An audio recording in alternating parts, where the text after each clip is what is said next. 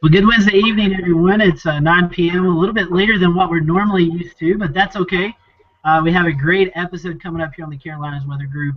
Awesome episode that I think we're going to have to use our topic tonight. We're going to have to use it for several times throughout the winter season, and we're going to be talking about the differences between watches and warnings and advisories and all that kind of stuff that confuses you. So hopefully after tonight, you're going to learn something, or else you're just going to be more confused. So we'll let you be the author of that to let you kind of figure out what you've learned tonight. We have an awesome panel tonight.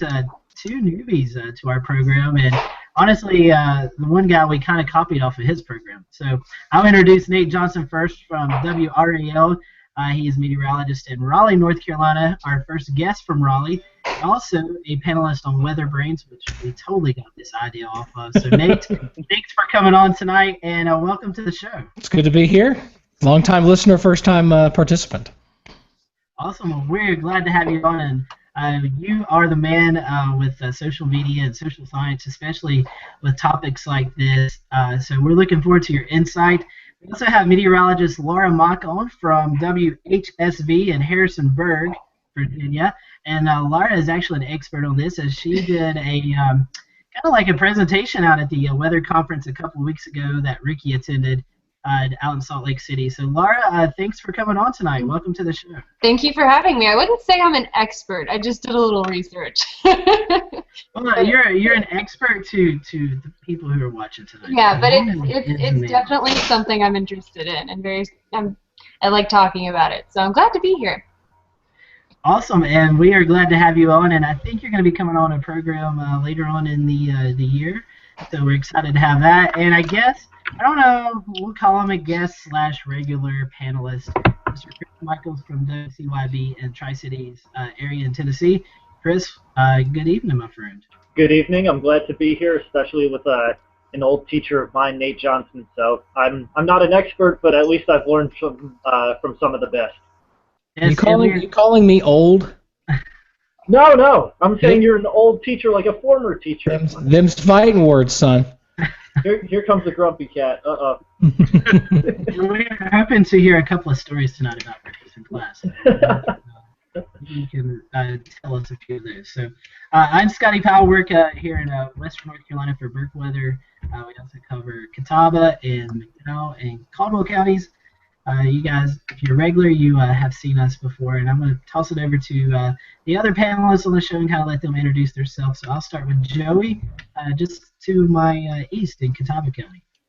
Thank you, Scotty. Yes, I'm Joey. If you guys have watched the show, you obviously know who I am, the comedic relief of the program, but I'm probably up against my match tonight with Nate on with us. But speaking of, Laura says she's not an expert, that she did research. Well, that makes you an expert over us because I don't do research.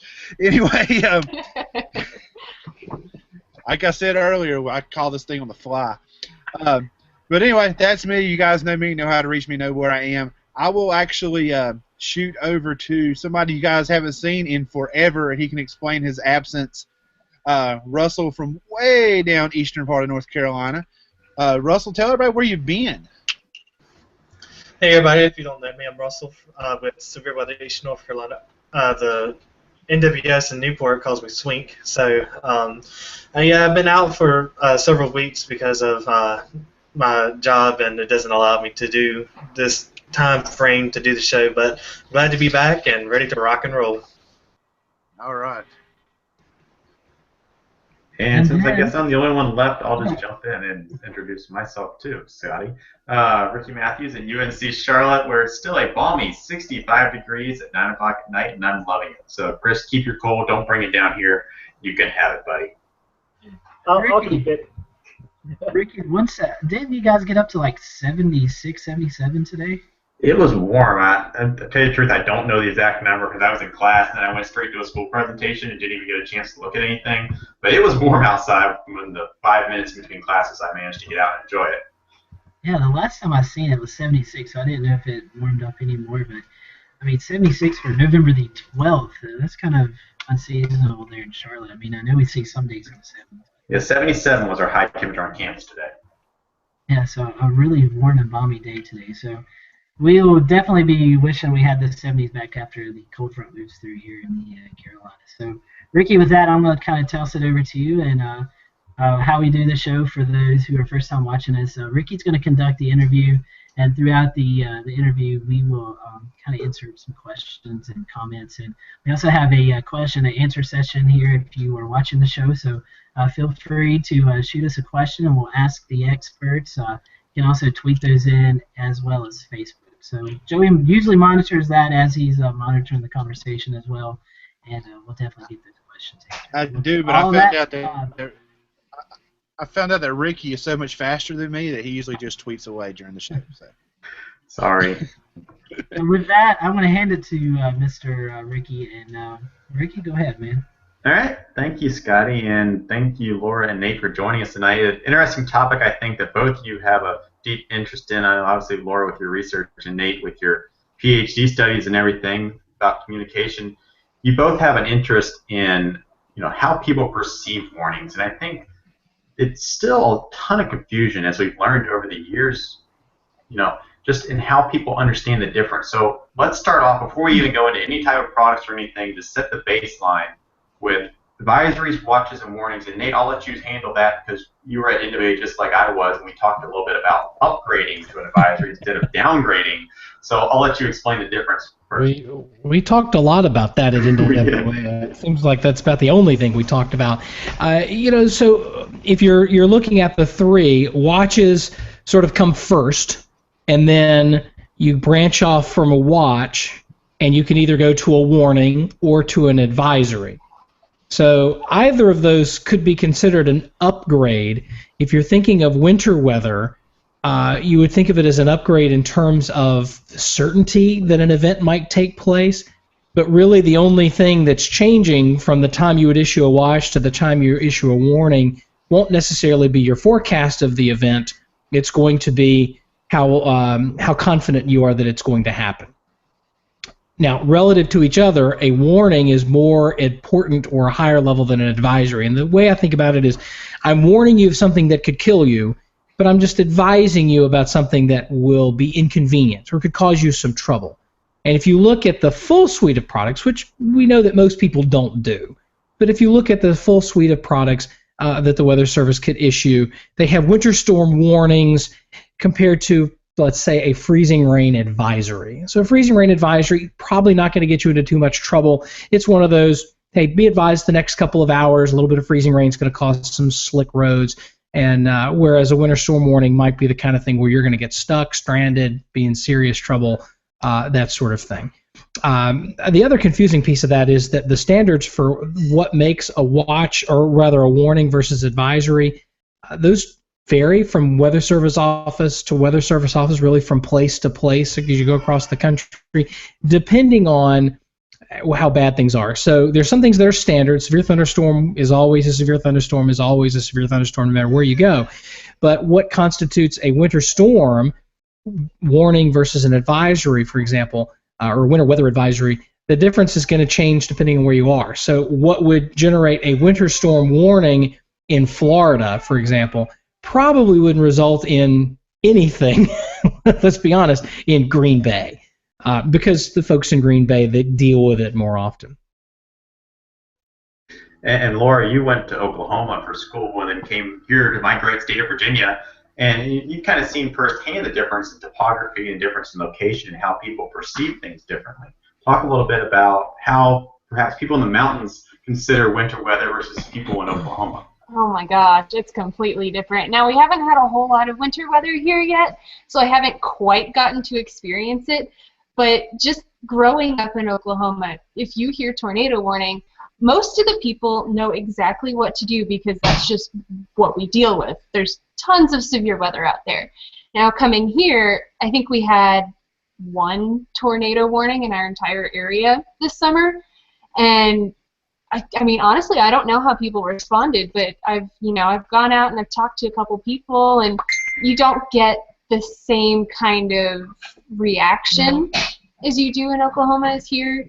You have all these mountains. It just it changes everything. Now, I've already experienced the topography change where you get snow in the western mountains, but then you see nothing here. I'm still getting used to that.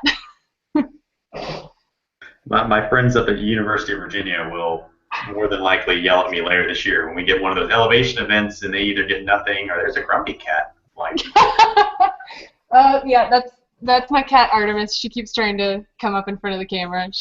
we approve of cats on this show, but I mean, without a doubt, it seems like topography has a big impact in it. And Nate, going back to the communication side for a moment, is there something in our psychology that makes people?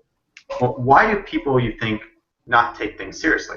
Is it just a lot more previous perception, not understanding? Is there one thing that seems to play out more than another thing? It's not that there's just one thing, but all of those things that you mentioned all play a role. As Laura holds up Artemis the cat there in her window. Hello. There we go. Hello. He does look grumpy. Yes, Artemis looks thrilled to be here. She has a little mustache. Well, it is No Shave November after all. Yes, it is. So, all of those things really come into play. For one, we have something that we fight called optimism bias. We believe that it's not going to happen to us, right? It's always the other guy or the other gal that, that gets cancer, or the other guy that has a car wreck because they're texting, on the phone, but it won't happen to me. So we fight that. There's some communication issues, just in terms of messaging and how we talk about watches and warnings. And depending on where you are, how the question is asked, whether it's an open-ended question or multiple choice, how recent people have had to deal with particular types of weather events, you can get a very wide range of the percentage of people who know the difference between a watch and a warning, and that know that a warning means that you need to take action versus a watch where it's maybe not as immediate. So you've got all that at play. And then when we start talking about warnings, there's the idea, I think, that a warning gets issued, or we go on TV and we tell people, here, there's a tornado heading for such and such a place, and that we just expect that people are going to, Nate's on TV talking about a tornado warning, I need to head straight to the basement. Well, we know they don't do that. The research is very clear. Now, that doesn't mean that they're not doing something. A lot of cases, they're looking for information. They're looking to confirm the threat. They're looking to, maybe they see one channel that's broken into programming talking about a tornado, so they'll flip to another channel to see if they've broken in at the same time, and to see if they're talking about the same storm in the same way. We read body language. So that's one of the reasons why it's really important for meteorologists to try and be on camera when we're talking about severe weather. People can you sort of see it in our faces how serious a particular event is, and so that's one of the things we're learning, is how important that is for us to be on camera and to be that connection with the viewer and the information that we're displaying. So it's a lot of different things, and more that we could spend hours talking about all the different factors that go into why people may or may not take something seriously. I have one story that I tell, and actually Brian Busby from Kansas City, meteorologist in Kansas City, told this story. He said he couldn't understand why people mixed up watch and warning. And I think for meteorologists, we swim in this ocean all of the time. It's it's the air we breathe, and so it's sort of commonplace that a warning is worse than a watch. But for everybody else, they don't have that kind of context to go with it. And so they're having to sort that out a lot of times on the fly, and sometimes in the heat of battle, if you will. And, well, let's see, watch starts with WA, W-A, and warning starts with warning, W-A, so they sort of look alike. And Brian told a story about how he was talking with somebody and asked this guy, how is it that you get it mixed up? And the guy said, well, if you think about it, if a cop pulls you over and gives you a warning, that's a good thing. You got off. It wasn't as serious. Whereas, if he hands you a ticket and says you need to watch your speed, young man or young lady, that's worse. So there are a lot of different reasons why people can get these things mixed up and why that can be problematic for folks. And so it's one of the things that social science is really trying to dig into. Communication folks, psychology, sociology, trying to unpack that and understand how it is that people, to get weather information, And we're finding one of the things that communication scholars have known for years is that context is everything. If we can provide people with enough context to go with it, that aids that decision-making process and hopefully moves them along toward making what we would consider to be a good decision. You mentioned social science, so I'm going to mention Dr. Susan Jasko, who I know you're very good friends with, and I hung out with a lot at NWA. And if she was on here right now, she would probably be telling us we should just totally get rid of the whole warning process. And I somewhat see where she's going with that. And Nate and Laura both. A question for you is, what do you think we can do to better communicate things? We're at NWA. The Weather Service mentioned, well, we put in our products the uncertainty. But who is really, in my opinion, going to go look at the product and see, oh, it says there's a chance? It's more of perhaps the terminology not being as important as the impact, which we've seen people want the impacts over the years. So what can we do on the flip side to try and make the message more clear? I think one thing we need to do is get away from the notion of products. We talk about products as, I go to the store and buy something, right? We talk about the Weather Service has been doing things for decades, this sort of product-based model. And while I don't think we're getting away from that anytime soon, we need to start thinking about providing weather information in a way that instead of having people having to come to us to get it, that they are able to, it finds them. And it finds them at the time and place that it's important. So let's say my phone knows I have a calendar, and my phone knows that I'm going to go for a run tomorrow morning. And my phone knows that, maybe, especially if I've got one of these Jawbone things that tracks your sleep and everything, my phone knows about what time I go to sleep every night. It knows when I'm going to get up, and it knows that I want to run tomorrow morning before I go to work. Okay. Well, then the phone can go out and 15 minutes before bedtime, go out and hit a database, pull back information about what the weather's going to be tomorrow morning so that I can lay out some clothes. And then when I get up as part of my alarm, hey, the weather for your run has changed, or maybe it's not changed. But we really need to think about getting information to people when they need it and not making them come to us to get it. And that's really difficult because for a lot of people, the Weather Service, in terms of product-based things, we're used to putting information out and having people come get it. But also for television meteorologists, we're used to people coming to the 6 o'clock newscast. Well, maybe they're not doing that in the same kind of numbers that they used to be. And so we need to find a way to reach people where they are, give them the information that we think they need, or even better, that they've told us they want, and finding a way to get it to them without their having to come ask for it. Sort of a push model as opposed to somebody have to come and pull the information from me. And it seems like we could go towards that method easily if these big companies get involved. I mean, Apple already has Siri. You can ask it to do anything. So if it can become kind of self-aware, like SwiftKey kind of does when you type something out on an Android phone, it knows what word you type. And so when you type that same thing over and over again, it knows that's what you're probably going to want to type next. So it seems like, I really like the idea that you had. It seems like the technology maybe, or probably the implementation of that technology is still lacking.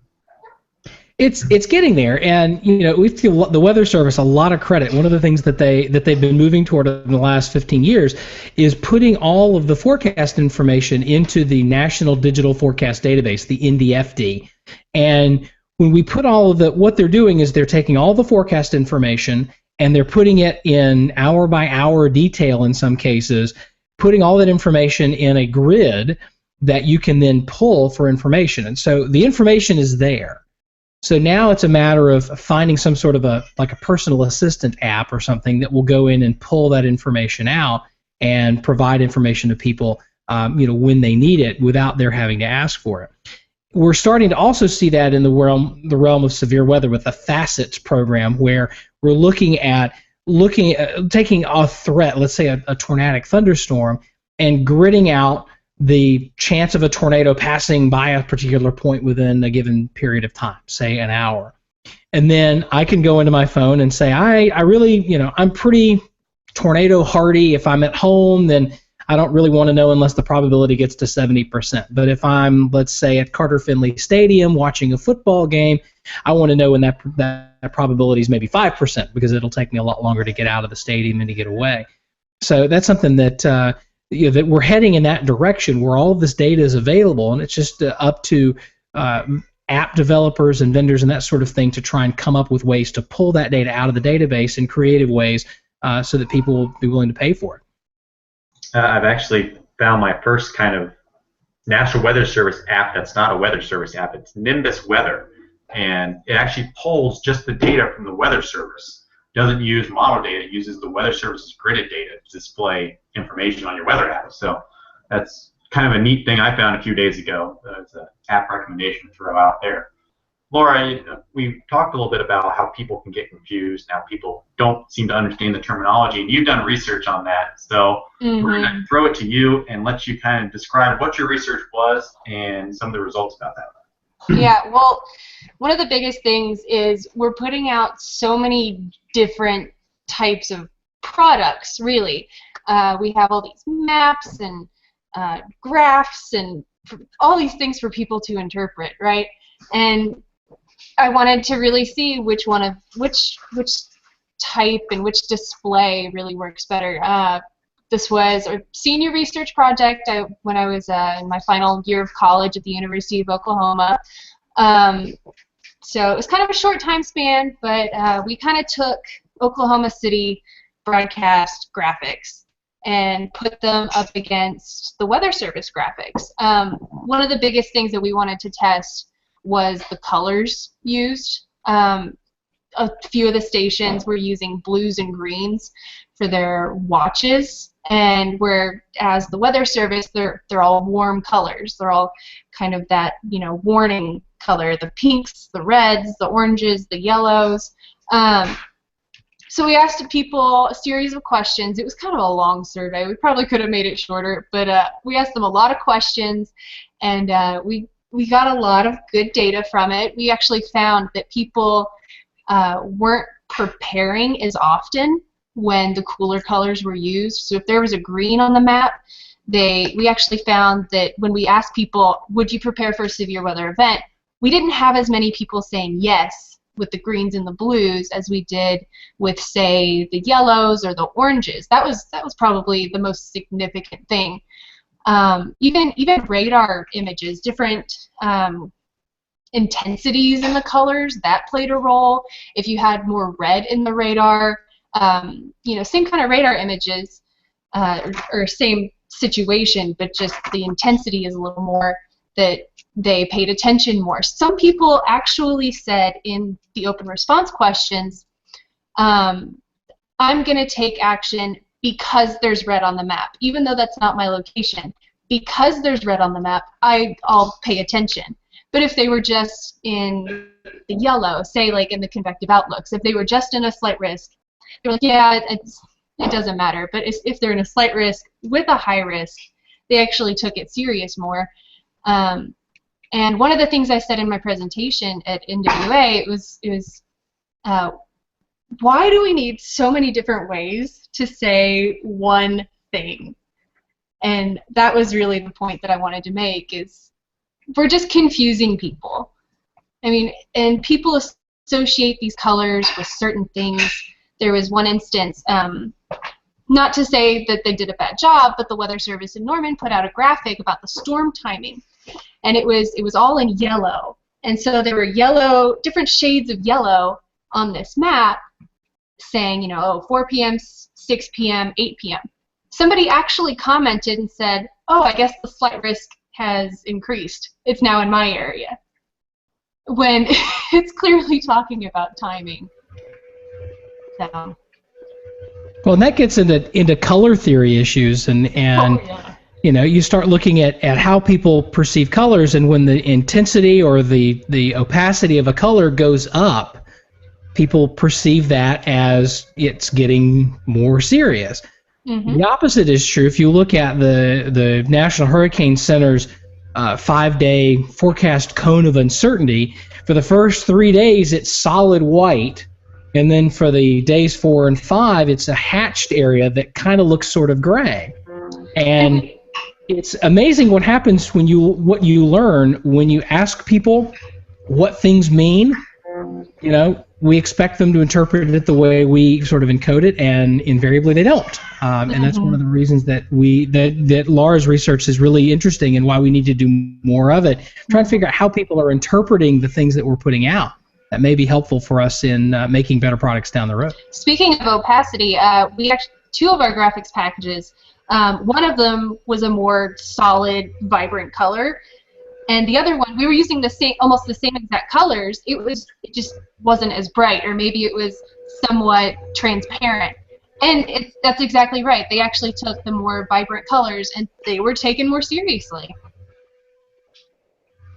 And Laura, one thing you were talking about is the velocity data that, you know, once there's a certain area under a tornado warning or whatever, and the TV meteorologists are on TV, the people really didn't understand, you know, what they were looking at as the meteorologists are talking on TV.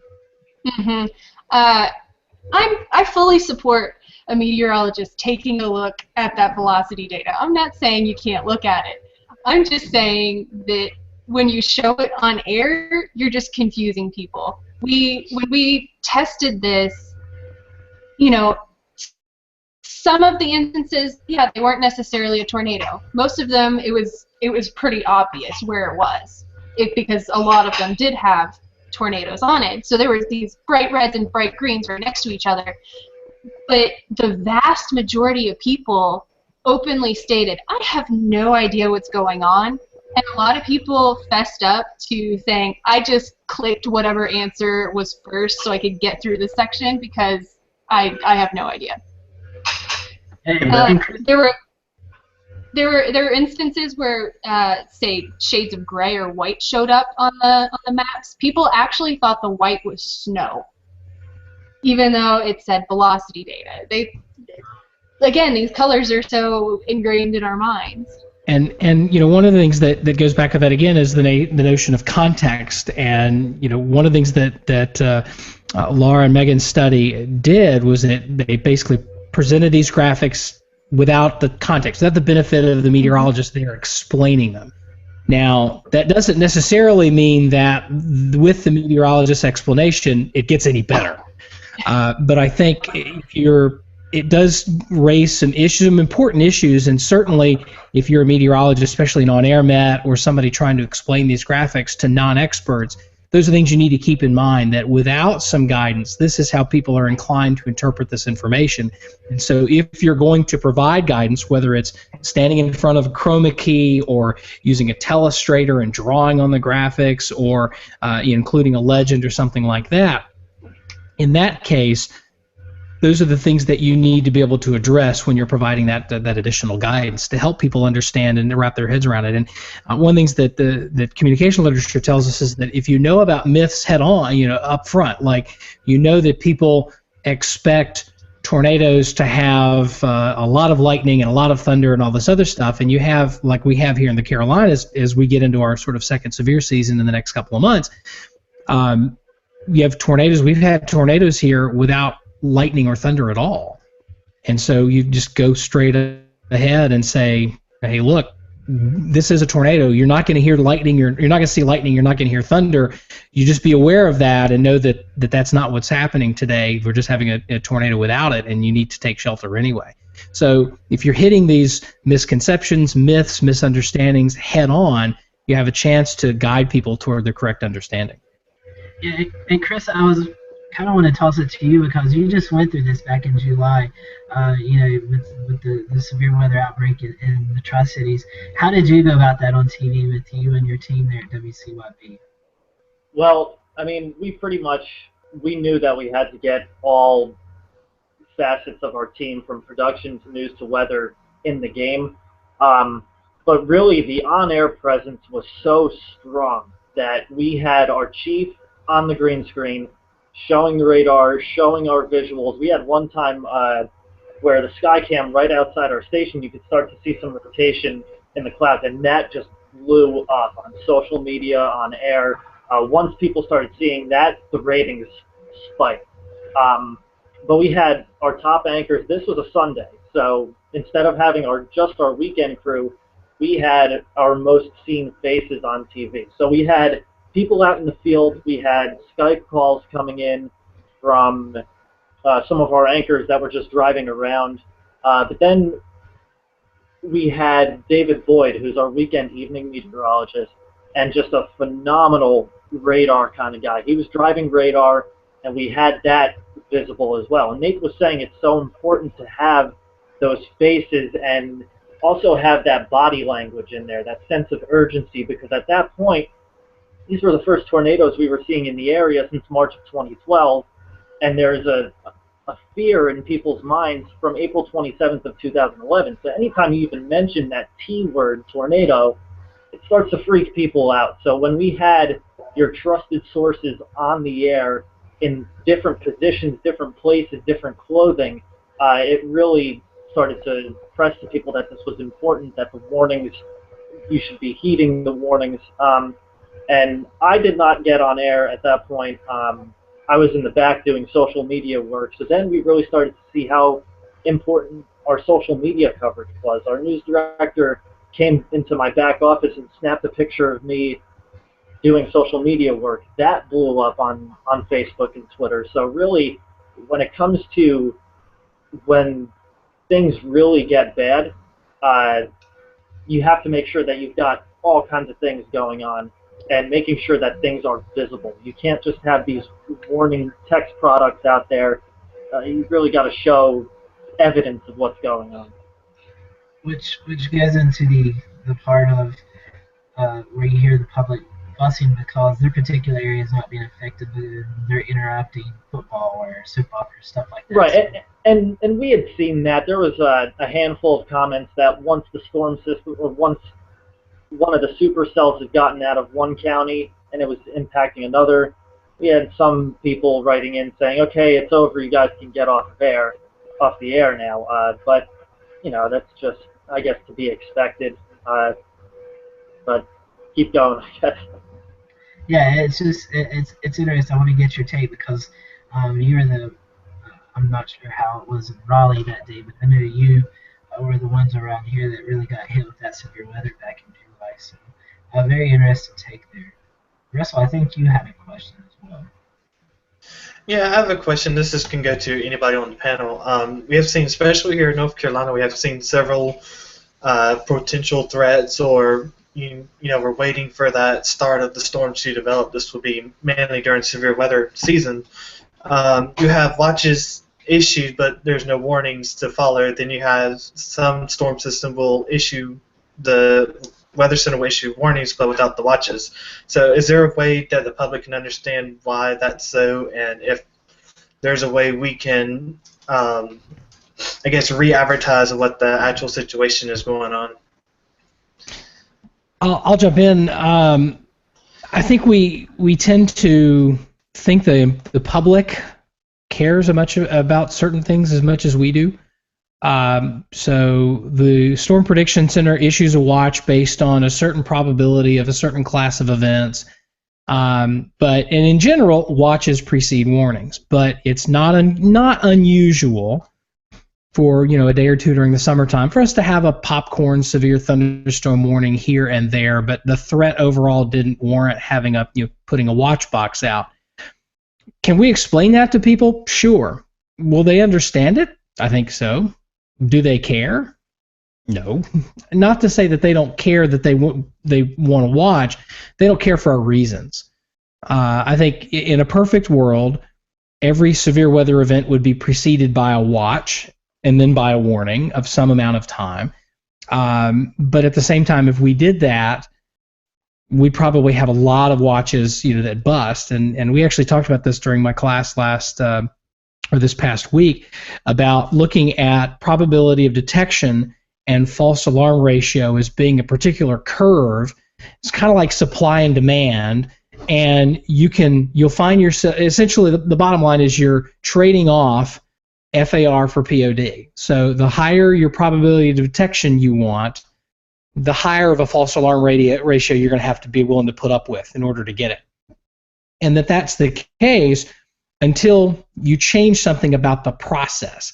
Harold Brooks did a really interesting paper a number of years ago looking at signal detection theory, and his argument was that without some change in technology, and technology loosely defined, that could be better radar, it could be better forecasting techniques, it may be a better situational awareness, so something about the process of issuing warnings or detecting events, that overall, without that change of technology, that you're basically stuck on one curve, and it's always going to be basically a trade-off between false alarms and detection.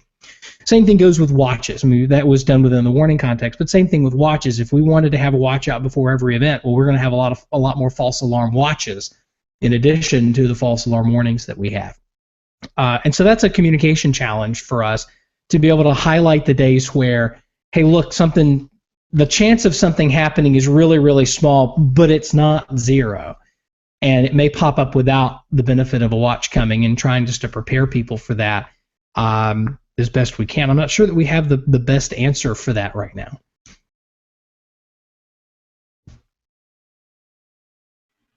Oops. Go ahead, Joey, with your viewer question. Okay. Yeah, I had a viewer question came in on Twitter, and I'm going to tweak his question just a little bit to tie it a little bit into what we're saying here. His question was, do we have any opinions on overhyping of weather becoming a problem, like with this cold snap? And to kind of take that a little bit further into our topic a little bit more, what is that? We all know, we've talked about on this show, it's been talked about lots of places, that we know that lots of stations and lots of people overhype weather events.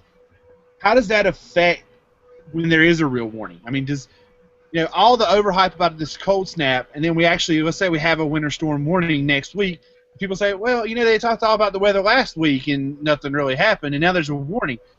Us, being in the know that warning means something. The other stuff was just talk. So how's that overhyping going to affect an actual warning down the road? Yeah, that's the thing. What do you do, and how do you communicate it when things actually get bad? I've said it to people calling into the station. They're asking, when's the bomb cyclone coming? When's the polar vortex coming? And you just got to keep saying it's going to be cold, but we have put up with worse, and we're likely going to at some point. And then at that point, we'll assess the situation as needed. And it's a struggle, because we could have another storm system come in next week that could be more potent, and it could produce more snow.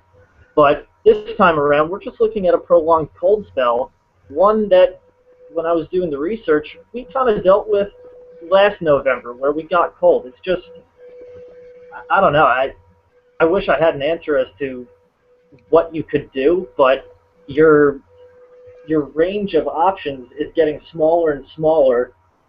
The more hype there is, your range of options is getting smaller and smaller, if that makes sense. I think hype has changed over the years too, Chris. Because think about it. 20 years ago, without social media, how did you get your, hype per se? You got it from your neighbor who was like, "I heard it's going to be really, really cold." Now you get it from, some guy who sees Nate Johnson tweet, "It's going to be cold," and thinks, "Oh gosh, I'm going to freeze to death" or something. I mean, it seems like it varies now in how we understand these things. Sorry, Nate, throwing you under the bus. No, that's fine. I'm used to the underside of the bus. One of the things that, if you look at how information spreads, there are a number of different communication theories that describe how information spreads, and one way is through this notion of opinion leaders and people within a group of friends. So imagine your group of friends that you have, and chances are not everybody in your group of friends is a car enthusiast, right? I look at my circle of people, and I'm not a car enthusiast. I can change my own oil, and that's really about it. Anything more serious than that, I'm probably taking it to the mechanic. But there's a friend of mine who likes working on his own cars, would do more of it if he could, that sort of thing. And so if I have a car-related question, well, other than going to Google, I'm going to go to my car. What's happening? Well, information about weather spreads the same way, and for most people who aren't in the weather business, they probably have somebody in their circle of friends that's a weather nut. and they're likely to lean on that particular person for information. Or if that person, say, shares a picture of a upcoming snowstorm or something like that on Facebook, they're more likely to share it because they trust that friend's judgment. They don't want to do the homework themselves, like I don't want to do the homework about the car. They trust somebody else to do the homework for them. We have that relationship about a lot of things with a lot of different people. So when we do that, we are trusting other people to do the homework for us. Sometimes they do the homework, and sometimes they're trusting somebody else. So that's something that we have to deal with. And when you look at social media, that kind of thing spreads very quickly. So all of a sudden, what would take a face-to-face conversation or a phone call and now can happen in a matter of instant. And we know, from a number of different research studies that people aren't always reading the full text of things they share online. They're not always looking at the entire video when they share something on Facebook or Twitter. And so that's something we have to keep in mind as well, is that somebody may have shared it, but they may not have actually read it. They may be sharing it based on the headline or the author or something like that. And kind of going off of that, you're just speaking about reading the entire product. I guess the biggest snafu that we've seen between the topic that we're talking about right now and something I know that was talked about at the conference a couple weeks ago was the Atlanta snow jam, and just how everything came together at one time, with the people dismissing from school and work. But it all came from a winter storm watch, and then it was then issued as an advisory. People saw that as a downgrade and didn't take it as serious as what it should be. And that's one thing I hope that we can kind of let the people know tonight, that just because you see an advisory doesn't mean that it's going to be a smaller event. Case in point, Atlanta last year. So, and Scotty, go ahead. Compare that though with around here in the Carolinas, though. I mean, we get winter weather advisories a lot, and the issue around here, and I still really haven't understand why they issue them, but we get winter weather advisories for black ice after snowstorms. I'm gonna be honest with you. If you don't understand there may still be some ice on the road after a huge snowstorm comes through, you probably don't need to be looking to the Weather Service for a winter weather advisory. But around here, the severity of it really plays into it. And with you guys covering Burke and us having the topography effects, it just makes me wonder if, the mountain counties probably understand a lot better than maybe the students here at UNC Charlotte. And it all goes down to age, it goes down to location, topography, and previous experience, to where I'm not sure we'll ever reach a point, product after product after product, to where people totally understand it.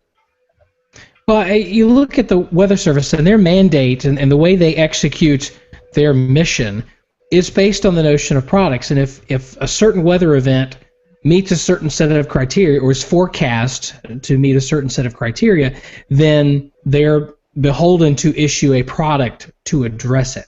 And so I don't know that the point about people, well, maybe they shouldn't tune to the Weather Service if they don't understand. Well, that may not be a fair criticism, because part of that's just how the Weather Service does business. And as we shift toward an idea where my main source of weather information is Siri, those especially geocoded products that say, or sources of information that say, like a grid that says that there's likely to be black ice on the roads from 6 to 8 a.m. tomorrow, the app is going to be able to ping that. It knows that I typically commute to work from 7:15 to 7:45, and it's going to be able to tell me the night before, hey, you're probably going to have some black ice tomorrow. So there is maybe a parallel for that in where weather information is finding us as opposed to our having to go get it. But in terms of the black ice and everything else, the other thing we have to keep in mind is that non-experts, we are very weather focused. We're very interested in it. We understand it. And a lot of other people don't. They don't necessarily have that same fascination with the weather. I think broadcast meteorologists especially, we're told time and time again that weather is the number one reason that people watch newscasts. And it is. The research bears that out every time. That doesn't mean that the number one reason people watch a newscast is because they want a meteorology lesson, or because they're as fascinated in the weather as we are and they want to know it in intricate detail. The reason they want to know what the weather is because they want to know how to dress tomorrow morning. They want to know whether or not their commute's going to be affected, whether the kids' soccer game's going to get rained out, snowed out, tornadoed out, whatever. And when we lose sight of connecting people with usable information about how the weather is going to affect their day, when we stop doing that, then we become irrelevant. And that's a very dangerous road that we have to pay attention to. We always have to come back to, yes, there's the forecast, partly cloudy with a 30% chance of rain. But we know more than that. How is the rain going to be? Is it going to be heavy or light? Is it going to be intermittent, or is it going to be all day? Is it the kind of rain that you can be out in and it's not going to be that big of a deal, or is it going to be a gully washer? Those are kinds of information that we know, that we more often know, and that we can share with people and actually help them make decisions to live their lives, as opposed to just throwing out a forecast and expecting people to, based on their fascination with the weather, be willing to read in between the lines. But Nate, is it perhaps something to where in the future, once we get technology to the level it is, people will be able to input what they want? Because some people, depending on where you live, you come from the Midwest and you're used to dealing with snow, you may not really be affected too much if it's just a light flurry or the dusting on the roads. But you may want to know about that 8 plus 10-inch snowfall amounts. Some people are going to be willing to do that. And I look at our WRL.com website and some of the changes that we've made. I've been there 7 years as of today. And in the 7 years I've been there, we've made a couple of changes. And one of the changes that I thought would be really, really exciting was that we had this map center. And people would be able to choose the 4 maps that they wanted to have on their homepage every time. Sort of like, I want to know about this, but I don't really want to see this, that sort of thing. And we built that functionality into the website, and virtually no one used it.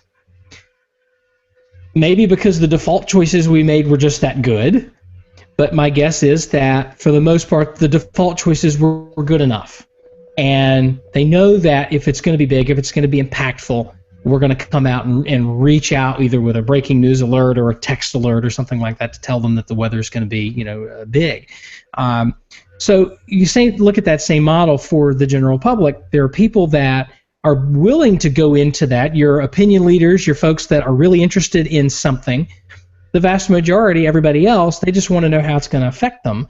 And they're not going to be willing to go in and set up the default. So one of the things, if you were to do that, if you're going to say, I care about a 30% chance of rain, but not a 20%, I only care if it's going to be mostly cloudy or if the temperature is going to be higher than such and such or lower than such and such.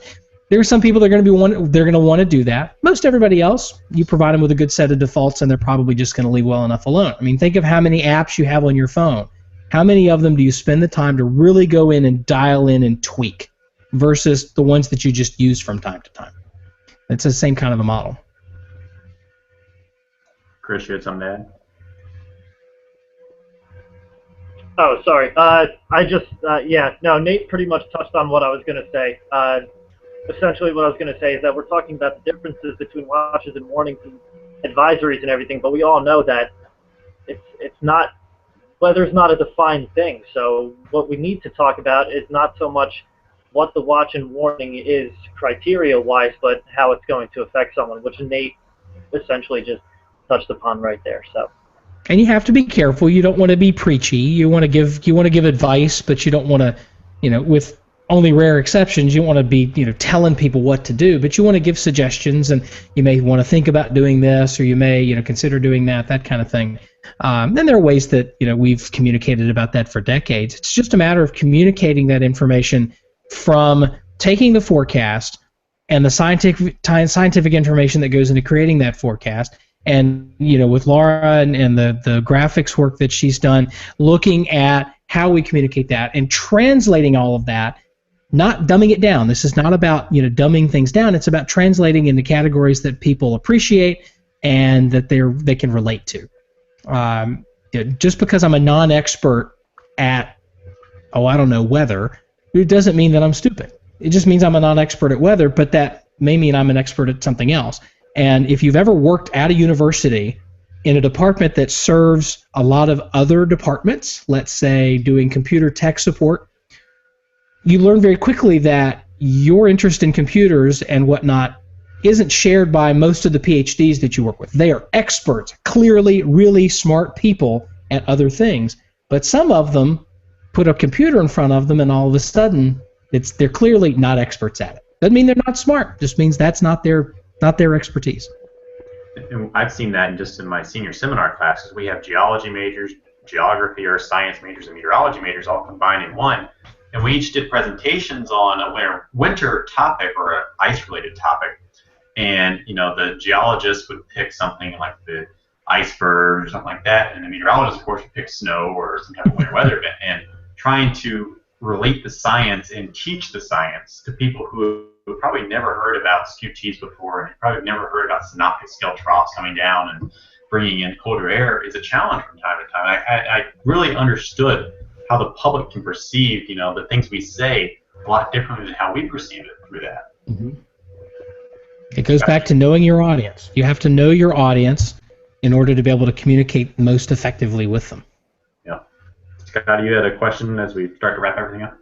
Yeah, as we're closing in on the 10 o'clock hour, one thing, and I'm pretty sure this will probably take a little bit to discuss, but over-under warning on things. I got a couple statistics here, and I'm going to kind of screen share this, and hopefully that it'll work. Let's see. Okay, so tell me if you guys see this on your screen. You guys see that? It's trying. There we go. Okay, awesome. Well, basically, this is from 1974, maybe, to up till this spring. This is 2005 to 2014, according to the top of the graphic. So. All right, there you go. This is talking about tornado watches issued from Norman, Oklahoma, that was converted into tornado warnings. And I picked out a couple of areas. Obviously, my area here is GSP, and 15% of those tornado watches actually converted into a tornado warning. 24% for the Morristown area, 13% for the Raleigh-Durham area, 18% for Blacksburg, and 12% for the DC area. So my question is, to me, and I think to us in the weather world, that's pretty good. But if the public was to see 24% was only transferred into a warning, or 18%, they would see that bad. So my question is, do you think that we over or under watch on products that the public sees? That's a good question, and without knowing more about how that graphic was put together in terms of how much of the watch has to be turned into a warning, are we doing it by area, that sort of thing. I mean, if it's by area and you're looking at 13-15% of the area of watches over time turned into warnings, I'd say that's actually pretty good. And just because it goes from a watch to a warning doesn't necessarily mean that the event actually happens, but there's certainly that conversion there. Assuming that's the case, there are percentages. We know that, again, percentages give people problems, not because they misinterpret percentages. People get that 80% is more than 20%. If I have an 80% chance of winning the lottery, then I'm going to buy a lot more lottery tickets than if I have 20% chance. They get that. What they don't necessarily understand as well is what that chance is. An 80% chance of what? And for certain things, the severity of the event really matters. A 20% chance of rain, that's no big deal. But Jamie Rome from the National Hurricane Center said when he was up on a visit a few years ago, said if I had a 20% chance of getting food poisoning at the restaurant I'm eating at tonight, I'm changing my reservation.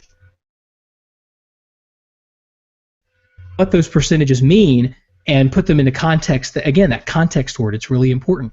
And we have to frame that information in the way that guides people to the conclusion that we want them to have. Yeah, I guess my biggest fear is the boy who cried wolf syndrome. Let's say Burke County, where I live at, what was it, Joey, 2 or 3 weeks ago, we had a tornado warning. No official tornado touched down, but several funnel clouds reported. whereas a couple of years ago in January we actually did have a tornado. So I just my biggest concern is I believe that we should warn at any time that the threat's there, but the general public may see that threat. Well, we didn't get it this time, we didn't get it that time, and then the third time it hits, and they're not ready or prepared for that. And that's an issue, but it's something that we're still trying to understand and learn. If you look at some of the psychology experiments, for example, there was a book published. Granted, it's been some time. It was in the early '80s, but they did an extensive round of lab experiments to try and understand what sort of a cry wolf effect there might be. And try as they might, they couldn't find one.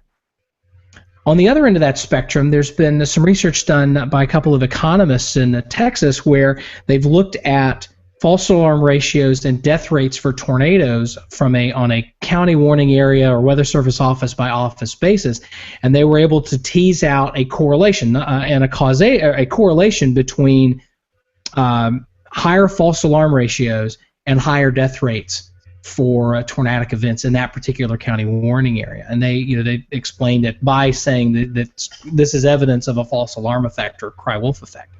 And there's been some stuff in between. One of the things that we are having to deal with is the notion that what we consider severe weather isn't necessarily what the public considers severe weather. A thunderstorm with a single wind gust out of, let's take a county like Guilford County and let's issue a severe thunderstorm warning for half of Guilford County, and then let's say that severe thunderstorm warning does one bit of verifiable damage. There's one quarter-sized hailstone and a 2-inch tree down. That gets you your verified warning, but for the rest of that county, the rest of the half of that county that was warned, they didn't get a whole lot. But if there was a lot of lightning with it, or if that thunderstorm was really loud, a lot of thunder, rattled the windows, the good positive polarity lightning strikes, people think it's bad because that's how some people interpret what bad weather is. And I think the more that especially people who interface with the public, broadcast meteorologists and whatnot, the more that we can really think in terms of the categories that the public considers to be bad, that's when we become relevant. When we translate all of the products and watches and warnings and inches of this and feet of that and everything else, and we translate that into the categories that are important and relevant to people who aren't necessarily weather weenies, the more relevant we become, the more valuable we become, and the more of a following that you'll be able to gather as you share weather information. If all you're doing is partly cloudy with a 50% chance of rain, you're not relevant. If, on the other hand, you're telling me that it's going to be sunny in the morning, more clouds in the afternoon, and from 3 to 5 o'clock, about half of there's a 50-50 chance that any one spot will get wet, that's maybe better information. That it becomes more useful. Nate, you mentioned lightning. We know that the National Weather Service doesn't issue any kind of warnings or alerts for lightning. I think that's something that they should look at, maybe doing something differently with that. I mean, we know lightning's dangerous, A, and B, we do know that lightning and thunder usually gets people's attention even more than a 50-mile-per-hour wind gust. It absolutely does. What's your thoughts on that? And lightning, for a single given severe thunderstorm, far more people will hear the thunder or see the lightning than will ever get that single pulse, microburst wind gust that hits 2 trees and knocks down a single power pole, and that's it. The Weather Service office here in Raleigh had actually done some really fascinating research over the last couple of years looking at a lightning climatology of North Carolina.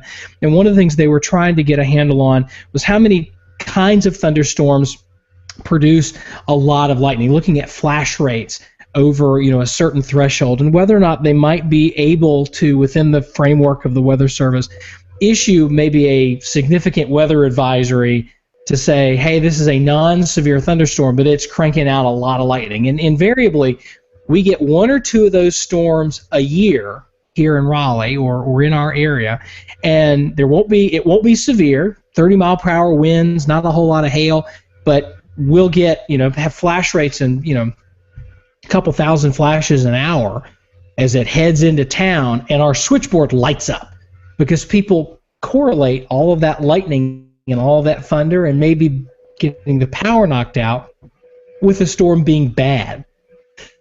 And that's where, I think, folks that interface with the public, again, taking that web information and connecting it to the way people think. And, maybe what you go on the air and say, hey, look, we've got this big thunderstorm coming. There's a lot of lightning. You want to definitely be inside. You don't want to be taking a shower. You don't want to be on a corded phone. Not that a whole lot of folks have those anymore, but, you want to be taking sort of the lightning precautions. But this is not otherwise a life-threatening thunderstorm in the sense of having big damaging winds or that sort of thing. But those are the kinds of days that light up our switchboard, whereas a severe thunderstorm with not a lot of lightning but maybe a couple of wind gusts in Wake County probably wouldn't generate the same kind of interest. Whether the Weather Service needs to go down that road, I'm not sure. We are starting to see private companies, Earth Networks, WDT, AccuWeather are now either have functions in their apps or putting out separate apps that seize on the lightning data and that's out there from, say, Vizsla or Earth Networks, and turning that into alerts for lightning in a particular area, that sort of thing. So you might be seeing more of that coming down the road. And again, that gets into the question I think Ricky had about, defining what sorts of weather is interesting to me and the things that I want to be notified about versus not.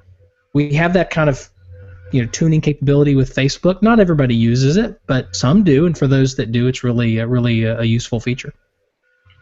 And I know we're getting past 10 o'clock, but one other thing, because we kind of touched on it a little bit before we actually came on the air, and I don't know how much Laura did on her research on warnings with this either, but we talked about warning times. Are we at a point where, say, a 15-minute average warning on a tornado is where we should be? Is that good enough? Would a 30-minute warning be worse? Because there's thoughts, and I don't remember who did the research. I saw it before I saw it, and I didn't go back and look it up. But they talked about that about 15 minutes is about all somebody will actually stay in shelter before they come out to see what's going on. So, where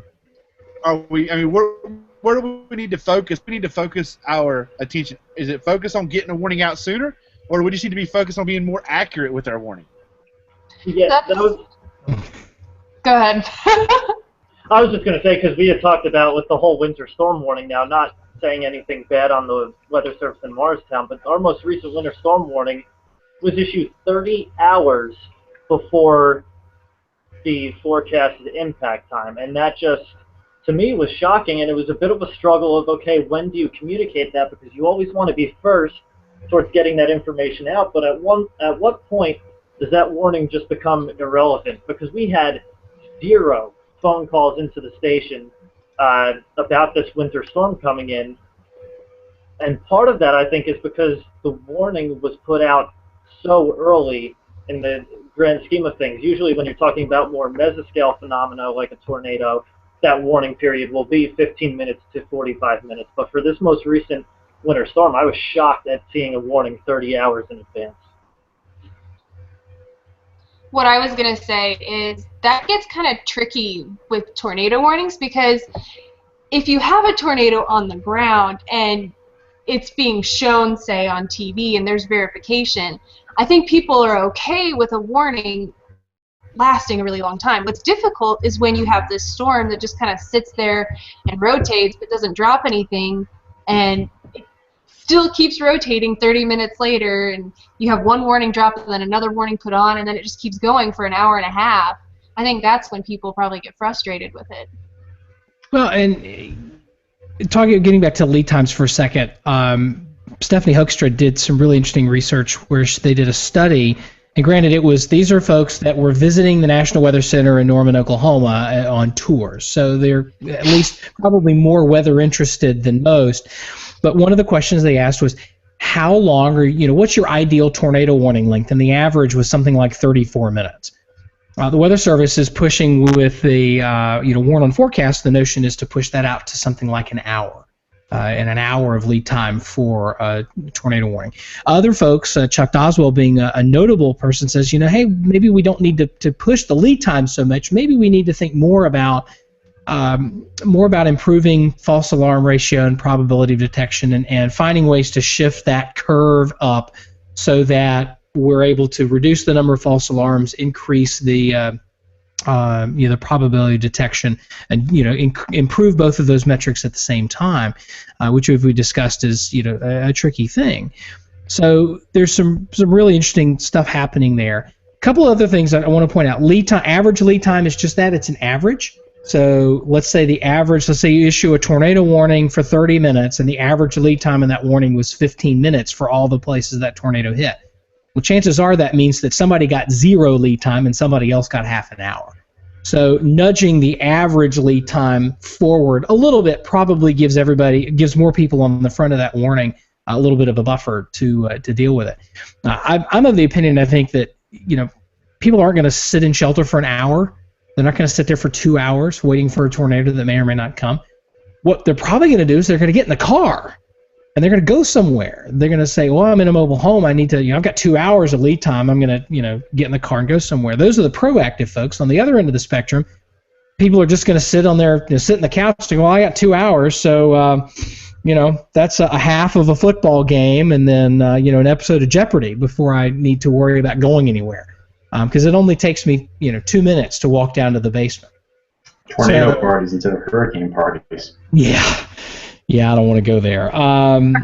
But so there are issues with extending lead times out to on the order of to where evacuation becomes not just possible in some of the fringe cases like Oklahoma City, where you've got a swarm of tornadoes coming up across Oklahoma, but where that becomes more of the average, more of the norm. There's all sorts of other issues that we really haven't looked at within the context of tornadoes. We've done so within the context of hurricanes, and we've learned a little bit from nuclear issues like 3 Mile Island, for example, where they studied shadow evacuations. But one of the things that we don't really know is, if the average tornado warning lead time is an hour, what are people going to do with it? How many people are going to get in the car, and is that really what we want them to do? As we saw or is it 2 years ago in Oklahoma, or a year and a half ago in Oklahoma, that could very easily result in gridlock if it happens at the wrong time of day, or if it happens in the wrong part of a place. On the other hand, there have been situations where people getting in the car and evacuating was probably not a bad thing. In some cases, they wound up moving from less safe places to more safe places, but that tends to be the exception rather than the rule. Going beyond that, in terms of lead time, we need to know our audience. We need to know, what are people going to do with all that extra time, and would people want to be warned less and only get 15 minutes of time, or would they be warned more often and have an hour and a half to deal with it? Different people, different audiences want different things. Nursing homes, for example, they're willing to put up with a much higher false alarm ratio because it takes them so long to move patients from rooms into safe places. Those are special populations. That's one of the reasons. That's one of the things that's driving the Weather Service push toward expanding lead times out. And I am behind that notion, though, certainly. So I think that there's a lot of movement in this direction, and I think one of the things the Weather Service is doing well now, certainly better than they had been in the past, is consulting with social scientists directly and at the front end of the process to understand what's happening. People are going to do with that time and why we need to push in these directions.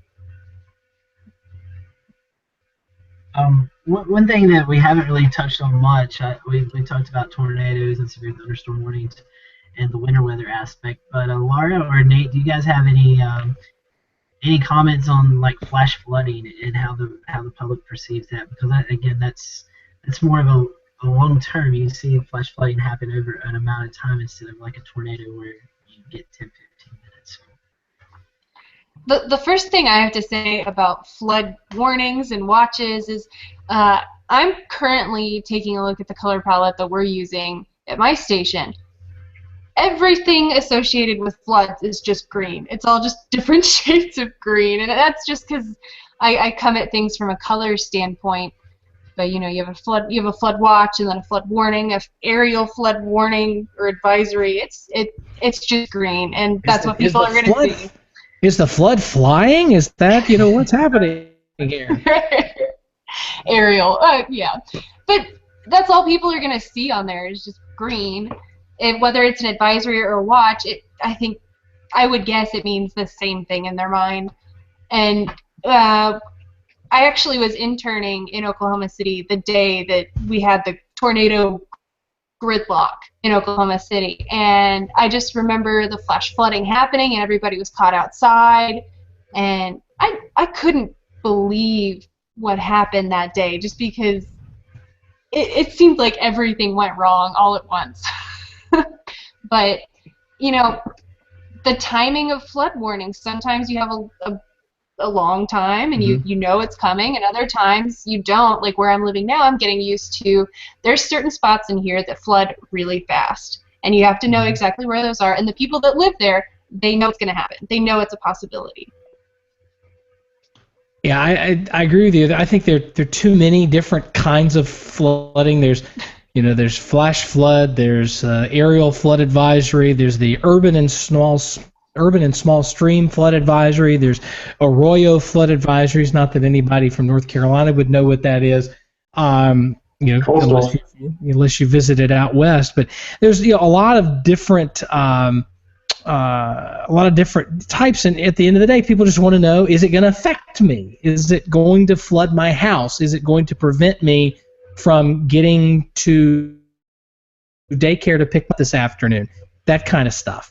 And I think as we start to wrap our heads around, severe weather more and more, and high impact weather more and more, and understand the direct impacts, we need to come up with ways that just communicate. How much flooding are you going to see? Because that's really what people want. And I think you're seeing some of that with the Hurricane Forecast Improvement Project and the Storm Surge Unit down at the Hurricane Center, where they're printing out maps. Once you have something that's hitting the coast, you were talking about storm surge maps, and that's a specific type of flooding. But we're boiling it down to this is how much rain, this is how much water you can expect in a reasonable worst case scenario. How much water above ground? And if I expect 3 feet of water and my house is on 4-foot stilts, I'm good. If my house is on 2-foot stilts, I'm in trouble and I need to do something about that. And I think the more we head into that general direction, getting past all the different differentiations that mean things to us, we shouldn't abandon them. We shouldn't stop talking science with each other and with the public when we need to. But the more we can get away from that and get more toward communicating in the categories and things that people need to know, they're interested in, and they can relate to, that's better. And Ricky, you said in the chat here, water is water. You drown in salt water, river water, storm water. That's exactly right. So we need to find just a single product that says, or a single warning or advisory or something that says, here's the spot where it's going to be wet, and this is how deep the water is going to be above ground, and help people sort of make better decisions based on that, instead of expecting them to understand what a urban and small stream flood advisory means. I'm going to have to look that up half the time I use it. I agree with that. I do believe there's way too many flooding products. So we'll kind of end there. It's getting kind of late. But Nate and Laura, we both thank you guys both for coming on tonight, and hope that you will join us soon.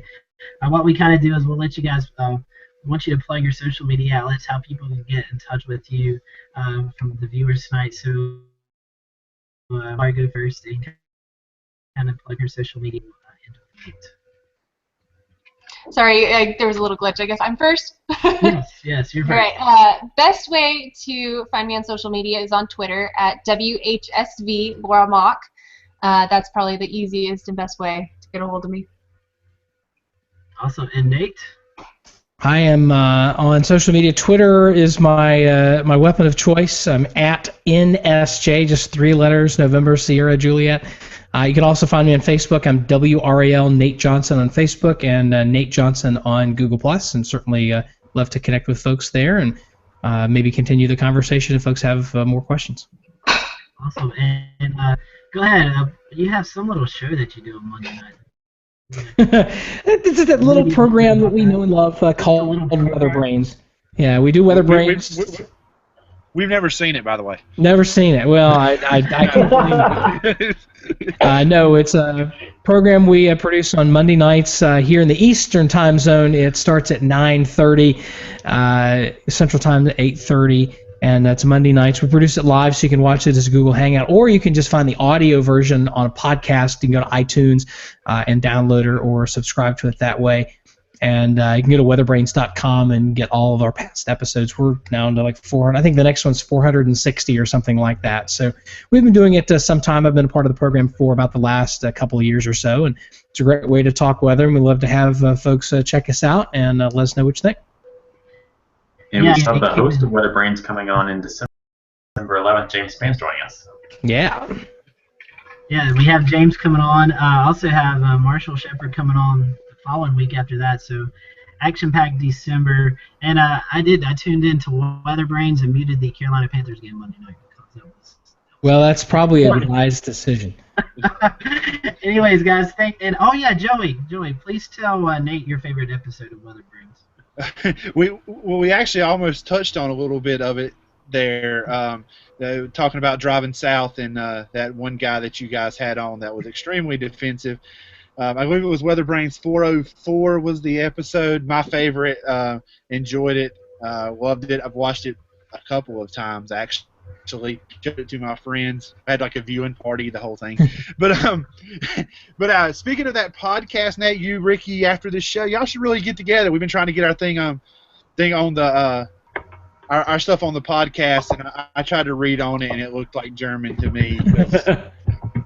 It wasn't written in Southern. I don't know. Well, I tell you, Ricky needs to just come pick me up in his airplane, and we'll go fly, and we'll talk about it. As long as you got avgas, we'll go wherever you want, talk about whatever you want to talk about. And grab that $100 hamburger while we're at it. Nothing wrong with that. Awesome. Well, Nate, thank you so much. I know you have family duties to tend to. We really do appreciate you coming on, and my pleasure. I hope that you'll join us again sometime. Absolutely. Looking forward to it. Love talking North Carolina weather. It's good stuff. Awesome. And we appreciate it. We'll see you later on down the road. And everyone, please do tune in to Weather Brains. It's an awesome show. And I will not say we copied the idea from those guys. So we put that out there. I mean, you need to ask Ricky what he had for lunch. I mean, that's the. You have to go back into the archives of Weather Brains, but that was one of the things that actually was an endearing part of the show was asking JV about his lunch every week. Overpriced campus food is what we had for lunch, which is what we have for lunch every day. I saw somewhere, I think it's maybe at OU, where you can go and you can get unlimited Chick-fil-A chicken nuggets on a buffet. I'm switching campuses. That is what we call the CAF. You pay one price and it's unlimited pizza, Chick-fil-A, dessert bar. There's frozen yogurt. My freshman year I spent a lot of time in there. So this is not a myth. It's not a myth. It's not a myth. You can get as many Chick-fil-A nuggets or sandwiches as you want. Oh, this fat guy could wear that place out. This is all I have to say about unlimited Chick-fil-A. Yes, take my money. Oh my gosh, that's awesome. Well, guys, thank you so much. Joey, do you have a rant tonight? We've run way over, so I won't get into it too much, but I could definitely rant on the Chinese hacking into our weather satellites. I'm not sure what they were looking for, but I could have told them where the storm was if they'd have called. But I don't know. I'm sure there's a lot more to it, and it is a serious issue, but it just seemed kind of humorous that they put on a big hacking scheme and they went and got our weather satellites. If you want the GFS, you can have it. Yeah. Well, I mean, I called them. I sent a message to the Chinese and asked them to shoot us over how to get the euro so we didn't have to pay for it anymore, but they haven't responded yet. What a segue! What a segue into next week's show, where we are talking about the GFS and the euro and the NAM as we talk about Model Mania with Jamie Arnold, Chief Meteorologist down at WMBF in Myrtle Beach, as well as Jason Boyer, Chief Meteorologist over at WLOS. I think Chris Michaels is joining us as well, and the invitation has been sent out to Grant Gilmore and Tim Buckley. So one of the boys from Greensboro will be on the show as well, talking about models. So with that, no rant for Joey tonight. We'll kind of close this off. It's been a great show tonight. Again, Nate and Laura, thank you so much for coming on. I know Laura's coming on in January about women and weather, so we're looking forward to having her back with that. And thanks again for watching tonight on the Carolinas Weather Group. Have a great week, and we'll see you next week. Bundle up. Sicko!